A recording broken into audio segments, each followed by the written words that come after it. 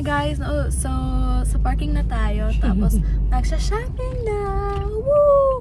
And if alam mo guys, may roller coaster sa mall nito. So, hopefully, we'll get to try it. Ooh, mag-roller coaster si Thea. Eh, sige, bye. Ano, travel ka na ba? Yes.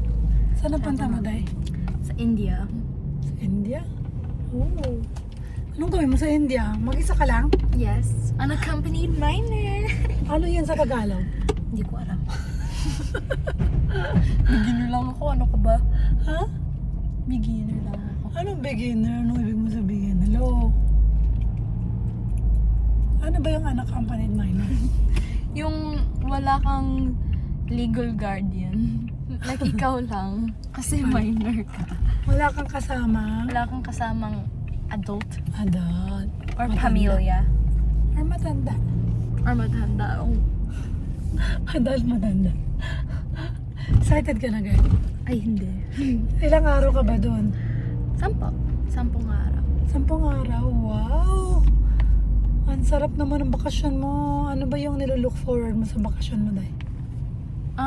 Just to escape Dubai for a bit. Grabe, akala ko. To dahil escape gusto mo Dubai and makita. to see and makikita ko yung pamilya ko. Of course naman. Given naman yun. Hindi naman given yun. Gatanong ko bakit ka excited. Hindi excited kaya ako. Gusto mo lang lumabas na. No, 1 year lang nakikita ko yung lola at lola ko, yung pamilya ko sa India.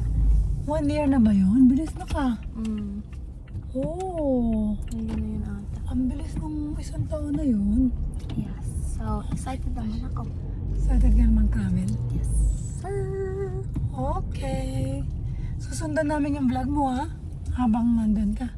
So papakita mo sa amin paano mag-travel yung mga unaccompanied minors.